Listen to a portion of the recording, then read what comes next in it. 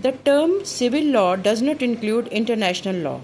The science of jurisprudence is the science of civil law. International law is outside the scope of jurisprudence. Third point, science. According to Salmond, if we use the term science in its widest permissible sense, as including the systematic knowledge of any subject of intellectual inquiry, jurisprudence may be defined as the science of civil law. It is a science as distinguished from arts and indicates it in its widest sense all those subjects which directly or indirectly treat of the science of law. As Patton says, it is the study not of the law of a particular country, but of the general notions of the law itself.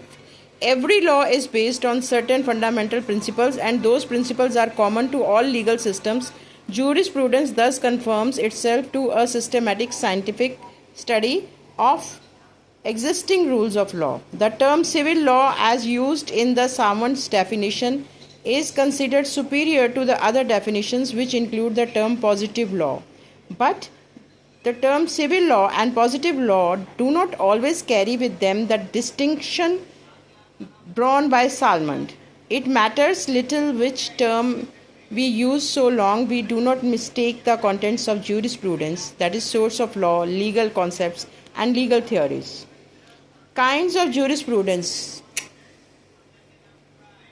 Salmond says that as the science of law, there may be three kinds of jurisprudence. Expository or systematic jurisprudence, it deals with the contents of an actual legal system as existing at any time, whether past or present.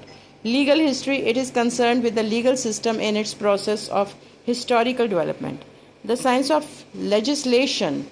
The purpose of the science of legislation is to set forth law as it ought to be. It deals with the ideal future of legal system and purpose which it may serve. Criticism. Professor Allen has objected to the Salmond's definition on the grounds that he has limited the scope of jurisprudence to a particular legal system. It is rather too narrow a view. According to Austin, jurisprudence is the philosophy of positive law. He was the first jurist to make the jurisprudence as a science.